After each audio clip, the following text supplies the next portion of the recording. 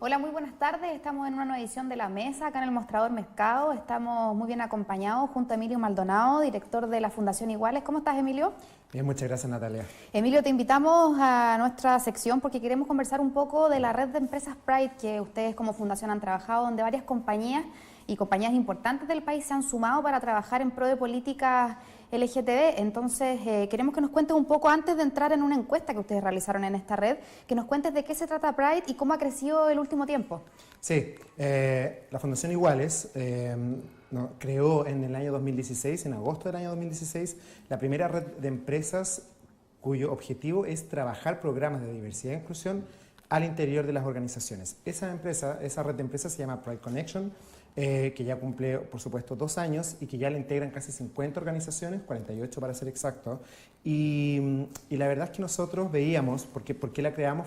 Fue que había muchas compañías multinacionales principalmente, y si queremos ser más específicos, de Estados Unidos, que estaban trabajando políticas de diversidad e inclusión en Chile para sus colaboradores, para generar una cultura de inclusión y de talento diverso, y que dentro de ese trabajo que estaban realizando con migrantes, con personas con discapacidad, con personas mayores, por equidad de género, también incluían a sus trabajadores de la comunidad LGBT o de la diversidad sexual. Entonces, pensamos, bueno, si esta empresa ya lo están haciendo, dentro de ellas, por ejemplo, estaba Accenture, estaba IBM o estaba Walmart, que es un gran empleador, dijimos, esto puede ser replicado por otras organizaciones y creamos esta red de empresas para un poco generar un efecto contagio. Y hemos tenido bastante éxito, porque claro, de estas 10 empresas que eran en la primera reunión, a 2 años ya son 50, y con un volumen importante y con empresas de tamaño, como por ejemplo Salcobrand, el mismo Walmart, Cencosud, las tiendas por departamento, Unilever, Procter. Hay una serie de empresas de distintos rubros que ya están trabajando en Chile para la inclusión de personas LGBT en sus espacios de trabajo. Ahora, la pregunta sería si surge la solución antes que el problema, o el problema, entre comillas, haciendo comillas del problema, ya estaba instalado. Es decir, las empresas no sabían cómo reaccionar frente a este tipo de asuntos en sus compañías. ¿Cómo ha sido ese acercamiento cuando ustedes han llegado a esta empresa? Tú mencionabas varias extranjeras que seguramente afuera tenían un manual o una forma, digamos, de hacer las cosas y las trajeron a Chile. Pero las compañías también que son locales, ¿cómo han ido adaptando estas políticas o sentándose a conversar estos temas? Ahora, yo creo que el problema estaba, y no solo está en Chile, sino que está en muchos países en el cual incluso el ambiente, la opinión pública es receptiva y apoya las demandas de la diversidad sexual. Por ejemplo, claro, en Chile ya tenemos un acuerdo de unión civil, tenemos, falta la promulgación, pero ya está la ley de identidad de género. Si uno va a Estados Unidos, donde también está el matrimonio igualitario, etcétera, pero los lugares de trabajo siguen siendo muy homofóbicos y transfóbicos. Las personas de la diversidad sexual, los gays, lesbianas, las personas trans, no se atreven a contarles a sus colegas o a sus jefes que son gays, lesbianas o personas trans, y viven en este closet al interior del mundo del trabajo. Nosotros en Chile alertamos esta realidad aplicando un estudio en el año 2016 en el cual encuestamos a más de 5.000 personas de la comunidad LGBT que estuvieran en puestos de trabajo, preguntándoles cómo veían ellos sus espacios laborales. Y el 68% de ellos respondió que no se atreve a contarle a nadie en su espacio de trabajo quién realmente es. Si lo vamos a Estados Unidos, en Estados Unidos esa cifra cae al 46%, pero sigue siendo muy alto. Es decir, 1 de cada 2 trabajadores LGBT en Estados Unidos no le cuenta a nadie que es una persona gay o una persona trans. ¿Por qué? Por temor a que se coarte su carrera profesional y en el peor de los casos a ser despedido. Y ante esta problemática dijimos, bueno, si ya vemos que en Estados Unidos se está haciendo esto, porque en Estados Unidos hay una amplia cultura por la diversidad e inclusión y con foco, por supuesto, en políticas hacia sus trabajadores LGBT.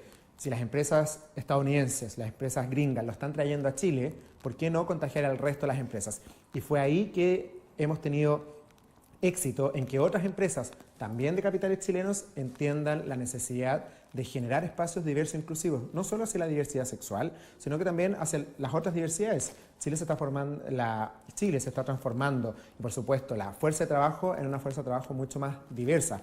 El fenómeno migratorio está por un lado, la mayor participación de las mujeres en el espacio laboral, el envejecimiento de la población, la ley de inclusión del 1% para personas con discapacidad, y por supuesto la visibilidad de la diversidad sexual en la opinión pública. Ahora, la pregunta que se podría hacer es por qué es relevante, digamos, para este segmento de la comunidad, lo que dices tú, el 68% de las personas no se atrevía a comunicar que tenía una condición sexual distinta o diferente. Es decir, tú podrías decir, pero esto está en el ámbito de la vida privada, ¿por qué a la empresa le tiene que importar o le tiene que preocupar en el fondo? Porque yo también podría no contar de mis hijos, de mi marido, digamos, en mi ambiente laboral. Es porque eso es como una norma social en el fondo, porque igual te coarta de alguna forma o genera trabas en tu desarrollo. Sí, esa es una muy buena pregunta y la que nos hacen cuando vamos a hablar de estos temas en aquellas empresas que todavía no, por ejemplo, no están en la red de empresas. Cuando tú dices, bueno, pero que alguien tendría que hablar de su vida privada en el mundo del trabajo. Claro. Finalmente todo el mundo lo hace.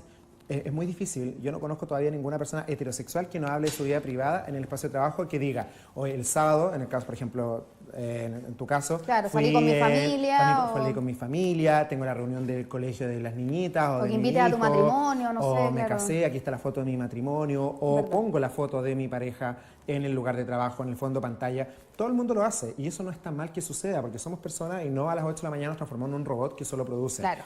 Y eso es muy rico también en las organizaciones porque eso hace que la gente conecte entre ellos. Uno hace lazos de amistad con las personas del trabajo, uno tiene mayor feeling de acuerdo al background cultural o familiar que tenga otra persona y dice, mira, con esta persona puedo trabajar mejor estos temas porque, pucha, me contó su vida, fui el fin de semana a compartir con ellos no sé qué, más o menos por lo que me cuenta tenemos algo en común y eso enriquece los grupos de trabajo al interior de la organización y a eso sí le tiene que importar a las empresas y quienes gerentean personas. Que tener un mejor clima laboral en el fondo. Un mejor clima laboral y también mayor conexión entre sus trabajadores.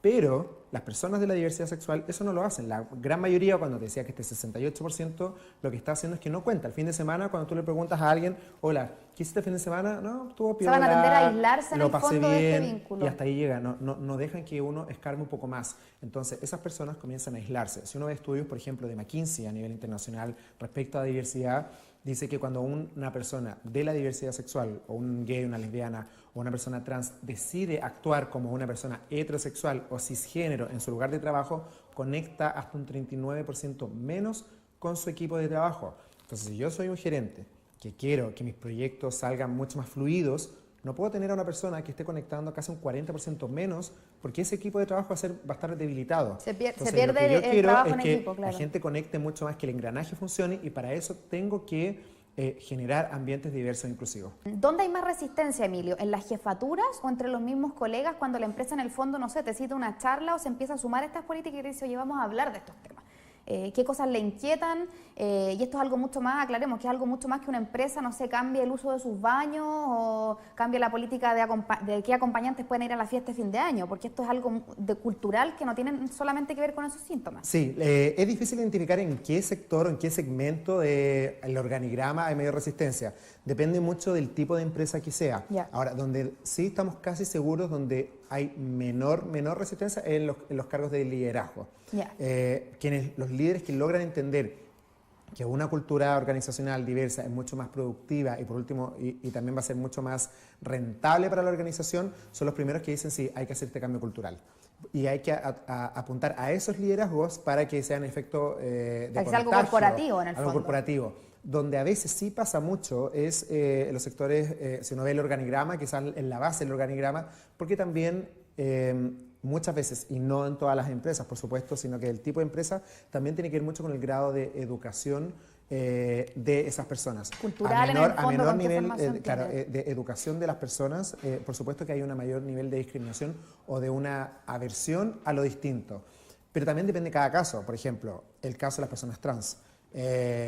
Cuando un líder dice, sí, vamos a habilitar que las personas trans puedan ocupar el baño que sea, también pasa que, claro, los baños comunes, estas grandes salas de baño no están en la gerencia, sino que están obviamente en la masa, en claro. La masa. El gerente tiene su baño privado. Exacto, entonces la masa es la que tiene que, oye, pero es que a mí me va a compartir el baño una persona trans, pero esta persona ¿qué es? Entonces esas son las dudas que se generan y ahí es donde tenemos que empezar a atacar, claro. a hacer charlas de sensibilización respecto a, por ejemplo, qué es la identidad de género, que todos tenemos una identidad de género que tiene que ser respetada, entonces que si esta persona, su identidad es femenina, por ende tiene que hacer uso del baño femenino y ser nombrada por su nombre femenino. ese es un trabajo bastante bonito que hemos hecho al alero de Pride Connection, bastantes procesos de transición en muchas de las empresas de la red, también el establecimiento de protocolos de transición de género, porque una cosa es hacer un acompañamiento y otro distinto es que, ok, esto se establece como una norma y que a futuro todas las transiciones de género que se hagan van a pasar por un protocolo. Quizás hay nombrar el caso de Cencosud. Cencosud, tiendas por departamento, claro, en 2017 tuvo el caso de una ejecutiva que salió, claro, en varios medios de comunicación, y ahí tuvieron su primer encuentro y decir, bueno, tenemos una persona trans trabajando, que viene trabajando todos los días con una expresión de género, una vestimenta masculina, la conocemos como un hombre, pero ella es su identidad femenina. ¿Qué hacemos con este caso? ¿Dejamos que transite o no? Hagámoslo. O lo hagamos, lo tomamos de forma corporativa. Y ellos lo que hicieron fue, además de hacer el acompañamiento de este caso, establecieron un protocolo de transición de género para las futuras posibles transiciones. Perfecto. A la fecha de esto fue en julio del año 2017, al menos 5 u 8 casos, no recuerdo bien la cifra, en Cencosud, en algunos de los distintos formatos, han hecho transición de género. Porque apoyado en este protocolo. Dijeron, bueno, si tenemos un protocolo, me atrevo a contarle a mi jefe entonces que sí soy trans. Esa gente estaba viviendo ya en Cencosud, ya era empleada de Cencosud, pero no se atrevía a contarle a nadie que era una persona trans y que todos los días se estaba disfrazando de otra persona para ir a trabajar y no se despedía. Entonces esas personas ahora han tenido un acompañamiento correcto y están mucho más comprometidas con la organización que lo que estaban antes cuando vivían en este closet. Pero también hay que poner todo en su justa medida y claramente no todas las empresas ni todos los sectores económicos son tan abiertos a este cambio. Hay industrias mucho más conservadoras que otras. Sí. Está el ejemplo de Cencosud, que fue un caso bastante conocido, y ahí uno puede trabajar un poco sobre el estigma y decir, bueno, ¿por qué la empresa de un caballero, que es Horst Polman, que es un caballero mayor, que tiene más de 80 años, que tiene una formación alemana, va a aceptar, digamos, algo tan revolucionario como cambio de identidad de género en sus trabajadores?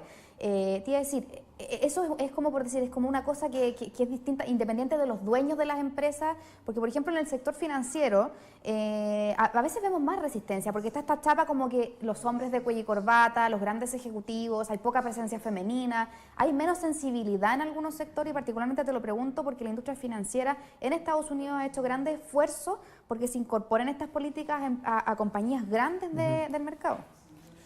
La verdad es que sí, el mundo financiero en Chile, los bancos de inversión, las corredoras de bolsa y los bancos retail, o sea, los bancos a la calle, son los que a los que más le ha costado adaptarse a esto. En nuestra red de empresas tenemos en ese rubro 3 instituciones, solo 3. Tenemos ¿3 de 45 que son hoy día? De 48 que son hoy día las empresas. Está Scotiabank, que claro, es un gran banco y que ahora obviamente duplica su tamaño con la adquisición de BBVA. JP Morgan y Merrill Lynch, que son instituciones que se han sumado recién a esta red. El resto de la no tenemos de la industria banca, local todavía. No, nada. Claro. Y eso tiene que ver mucho con lo que tú estás diciendo. La banca en Chile, pese a que sean capitales extranjeros o nacionales efectivamente o capitales nacionales, busca siempre el mismo tipo de perfil de su alto ejecutivo. Educar en los mismos colegios, educar en las mismas universidades, que sea hombre heterosexual de cierta edad. Entonces, ellos ya no ven la diversidad en sus puestos de liderazgo. No hay mujeres, por supuesto. Claro. Entonces, no ven en la diversidad un valor cuando sí lo es. A diferencia de Estados Unidos, donde la competencia por ese senior levels, por ese alto nivel de management es mucho más cruda, es mucho más ruda. Las competencias, los bancos se pelean a esos grandes talentos, a esas grandes escuelas de MBA, sea quien sea. De hecho, si uno ve la generación que acaba de graduarse en el verano en Estados Unidos de las escuelas de MBA, de las grandes escuelas de MBA, el 11% de los que ahora son graduados de MBA en Estados Unidos se autodefinen como LGBT. Ya, el 11% de ese gran foco de talento, que son MBAs en Estados Unidos, en las grandes escuelas de Estados Unidos, ya son personas LGBT. Yo sí como empresa me cierro a ello. Claro, entonces, si esto fuera en Chile, ya la empresa está diciendo, ese 11% lo perdí. Fuera de la selección. Lo perdí. Claro. Entonces me tengo que quedar solo con este otro 89%, que es un porcentaje importante, pero también hay que empezar a decir, bueno, ¿me quiero perder este 11% de talento o ese 11% con este MBA? ¿Va a venir a trabajar a una empresa como la mía? Seguramente no. Va a trabajar a aquella empresa que sí tiene políticas de diversidad e inclusión y que le muestre además que su equipo de trabajo va a ser diverso. ¿Crees que va a ser posible que lleguen políticas tan revolucionarias a empresas chilenas como, por ejemplo, entiendo que algunas compañías extranjeras pagan incluso las terapias de cambio de género de algunos de sus trabajadores, incluso cirugías en grandes compañías estadounidenses o de otras partes del mundo han sido financiadas por las empresas, entendiendo que esto es algo es algo de salud, digamos, es algo necesario de acompañar también financieramente, como lo puede ser la enfermedad de un hijo o la enfermedad de un trabajador. ¿Podríamos ver después, en el corto plazo, algo así en Chile o estamos muy lejos? No, yo creo que no estamos tan lejos. Yo creo que pensábamos cuando partimos este proyecto hace 2 años que estábamos muy lejos de esto. Con el correr de los 2 años, de los meses, nos damos cuenta que las empresas están tratando de ajustar rápidamente a esto. Vemos varias empresas nacionales. Por ejemplo, cuando partimos en Chile solo había algún par de empresas multinacionales que tenían protocolo de transición de género. Que los traían de afuera, que los traían de afuera, pero en menos de 2 años ya tenemos empresas, por ejemplo, el mismo Cencosud, Salcobrand, una empresa chilena, que podríamos incluso identificar que sus controladores son más tirados a lo conservador que a lo progresista. Sí tiene, a partir de mayo de este año, tiene un protocolo de transición de género para sus potenciales colaboradores trans. Eso jamás lo hubiésemos soñado 2 años atrás. Entonces, claro, hoy en día en Chile existe un par de empresas gringas que le pagan la terapia hormonal a sus colaboradores trans mientras estén trabajando en esa organización. Ya, sí, tenemos 2 lindos ejemplos. Todavía son multinacionales, pero yo creo que de aquí a 2 años podríamos tener alguna empresa local que diga, ¿sabes qué? Yo también podría pagar a mis colaboradores trans su terapia hormonal o su acompañamiento psicológico mientras sigan trabajando en la organización. Yo creo que no es imposible, sino porque yo creo que este mismo efecto contagio de la red de empresas va a hacer que el cerco se vaya corriendo mucho más rápido. Y también lo va a ayudar la ley de identidad de género cuando entre en vigencia. Se tiene que promulgar en los próximos meses, va a entrar en vigencia en algún momento del 2019 y eso también va a ser un cambio, porque las personas trans van a poder adecuar rápidamente sus documentos de identidad, la persona mayor de 18 años, va a poder estar contratado. Entonces cuando vaya a pedir trabajo no va a haber un problema entre el carnet y lo que aparece en la entrevista, o en tu y van a tener un de poquito sueldo, más fácil la llegada al mundo del trabajo y las empresas se van a dar cuenta que hay un potencial talento que se está perdiendo y lo van a tratar de retener. ¿Cómo lo van a retener? Bueno, a través de mejores políticas internas, con un protocolo de transición de género y, ¿por qué no?, con beneficio en su seguro de salud. ¿Es posible que las empresas se metan a este tipo de políticas LGTB si no han resuelto, por ejemplo, discriminación entre hombres y mujeres, discriminación con migrantes, con mujeres que tienen hijos? ¿Puedes partir por ahí o tienes que tener resuelto tus otros temas de integración o de cultura organizacional? Sí, hay varias empresas que se hacen la pregunta respecto por dónde partir. Claro. Muchas veces no tiene que ver con qué va primero, qué después, sino también por dónde poner los recursos de tiempo y financieros. Generar programas específicos para cada uno de estos segmentos objetivos requiere lucas también muchas veces. Por ejemplo, que si yo soy una gran empresa que, no sé, estoy atrayendo haitianos, claro, lo que necesito es invertir tiempo en la correcta inserción de estas personas haitianas, en el lenguaje, quizá en clases de español para esos haitianos y clases para llevar a cabo una correcta inclusión. Si estoy hablando de personas mayores o personas con discapacidad, todo eso requiere también recursos de tiempo y también de lucas. Y muchas veces las empresas dicen, ok, con el presupuesto que tengo voy a ir partiendo por cada grupo objetivo hasta llegar a la totalidad de ellos en 2025, por poner una cifra. Claro. Pero no hay ninguna obligación más allá de los recursos, o una limitante, mejor dicho, para partir con uno o con otro. Se puede caminar, se puede mascar chicle al mismo tiempo. Claro. Si se tienen los recursos, como las grandes empresas, se pueden partir con todos. Solamente, primero, partiendo por establecer una buena política de diversidad e inclusión que sea el paraguas para todos los programas que se bajen. Porque a veces la gente no entiende que es una política de diversidad e inclusión. Es como, esta es una escritura que aparece en la memoria que dice yo no voy a discriminar a nadie por una lista. La verdad es que las políticas son un poquito más intensas y profundas que eso, sino que dicen, bueno, esta es nuestra carta de navegación. Por eso requieren recursos. Pero también estas son las metas que se pone esta política. Por ejemplo, ya, sacámonos de los LGBT y vámonos a equidad de género. Una empresa minera que diga, ok, mi política de diversidad e inclusión dice que yo tengo que dar igualdad de oportunidad entre hombres y mujeres.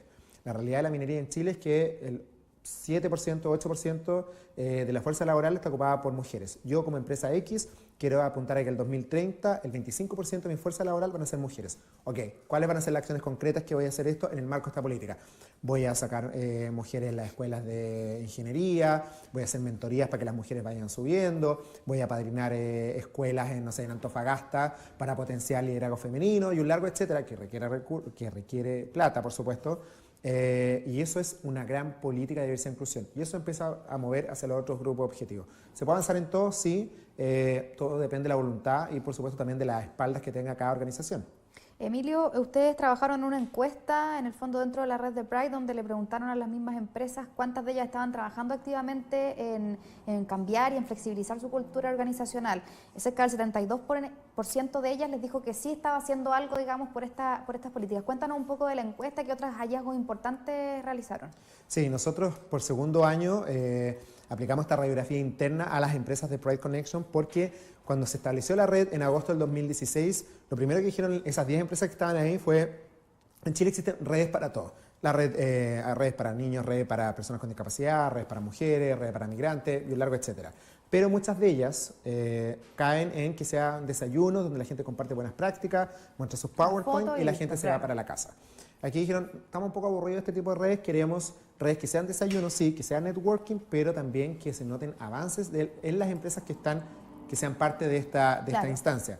Entonces, nos propusimos sacar fotos todos los años para ver cómo iban avanzando las empresas, tanto las que llevan más de 1 o 2 años en la red, como aquellas que se van integrando. Porque también les queremos entregar un diagnóstico a esas organizaciones y decirles, mira, tú empresa A o empresa X, tienes, esta es tu foto el día de hoy, te sugiero que avances en estos próximos 12 meses en esto para que avances y que seas una empresa X más 1, o sea, que hay un avance. Y dentro de esta foto que tomamos en 2018, a principio del segundo semestre, nos arrojó que el 47% de las empresas de Pride Connection ya tienen publicada y anunciada por todos los canales una política de diversidad e inclusión y otro 25% la está trabajando en este momento. De hecho, hay varias empresas que la acaban de publicar esta semana, pero que en esta encuesta aparecieron como que estaban en proceso de trabajarla. Esto nos da que un 72% de la red Pride Connection ya está trabajando o ya tiene una gran política de diversidad e inclusión, la cual reconozca o se haga cargo de la orientación sexual y la identidad de género de sus trabajadores. Para nosotros es un gran avance de que las empresas de la red estén entendiendo que la política de diversidad e inclusión es lo principal para empezar a trabajar. Pero sabemos que Pride Connection, aunque tenga 50 o 100 empresas, es un oasis dentro de la realidad de las empresas en Chile. La mayoría de las empresas en Chile, por supuesto, son pequeñas y medianas, que dan el trabajo al 80% de las personas económicamente activas, y ahí es donde tenemos que apuntar en el futuro. Seguramente una red de empresas no va a abarcar 3.000 organizaciones, pero sí lo que nosotros queremos impulsar a través de un efecto contagio y en el futuro, a través de políticas públicas, es que toda la sociedad entienda que las empresas tienen que transformarse en empresas diversas e inclusivas, o de lo contrario, la gente que va a estar adentro lo va a pasar muy mal. Emilio, finalmente me gustaría aclararle que tú le aclares también a las empresas, en el fondo, ¿cómo es el sistema? ¿Se pueden acercar iguales a pedir estas mentorías, esta ayuda? ¿Son ustedes quienes seleccionan a las empresas? Como en este grupo decir, bueno, les toca a usted, ¿cómo es ese sistema? No, por ejemplo, para integrar Pride Connection simplemente tiene que ser una empresa mediana o grande, ingresar a la página de la red, que es prideconnection.cl. Hay un formulario en línea y la gente puede llenar contando cuál es su empresa, contarnos cuánta cantidad de trabajadores tiene y también si tiene la voluntad de trabajar estos temas. Lo que nosotros no queremos... Esto no es un gremio, digamos. No, absolutamente no es un gremio, no somos estas grandes organizaciones, nuestra comida anual no, pero sí pedimos a las empresas que... Nosotros no queremos empresas que vayan a tomarse la foto. Claro, que hay un compromiso real. Que hay un compromiso real, que en el primer año en la red van a avanzar en la medida que ellos consideren posible, de acuerdo a sus recursos, en establecer políticas de diversidad e inclusión, en dar mayor inclusión a personas LGBTI, etcétera. No lo van a poner a prueba también, les van a sacar la foto. Sí, de hecho hay varias empresas que hemos tenido algunos casos de empresas que finalmente dicen, ¿sabes que este no es el lugar para mí? No por la red, sino porque mi organización no está lista. No está preparada, ya han dejado la red, dicen, vamos a volver en el futuro, cuando la cultura interna cambie un poco, o podamos mover estas cosas internamente, y ahí volver y sí notar que estamos avanzando en Pride Connection. No ha pasado, las menos. La mayoría de las empresas va a prueba, puede estar 6 meses, y después dice, ¿sabes qué? Me voy a quedar, y pasa a ser una empresa 100% miembro de la red. Eso por un lado. Y lo segundo, ¿por qué no estamos enfocando en medianas a grandes? Porque finalmente son las empresas medianas a grandes las que tienen la capacidad de generar cambios grandes culturales en sus organizaciones. Claro, como que se genere ese contagio también a otras después. Establecer políticas de diversidad e inclusión, poner a una persona encargada de estos temas al interior de su empresa, ya sea un encargado, un jefe, un gerente de diversidad, y mover esto y también impactar a gran cantidad de personas. Claro. Porque para nosotros como red es un esfuerzo finalmente coordinar a cada organización que pertenece a la red. Entonces el esfuerzo del mismo ha sido coordinar a un Walmart con 50.000 que a una empresa con un trabajador. Claro, pero la idea es que en el futuro, en el fondo, también se sume esa fuerza de las pymes. En el futuro sí, cuando tengamos una gran base sólida y una cultura entre las grandes empresas en Chile que abracen la diversidad e inclusión, por supuesto que hay que apuntar a las pequeñas y medianas empresas, sí. Bueno, te agradecemos mucho, ha sido una conversación muy interesante y nos vemos entonces en otro episodio de La Mesa. Muchas gracias, Emilio. Muchas gracias por la invitación.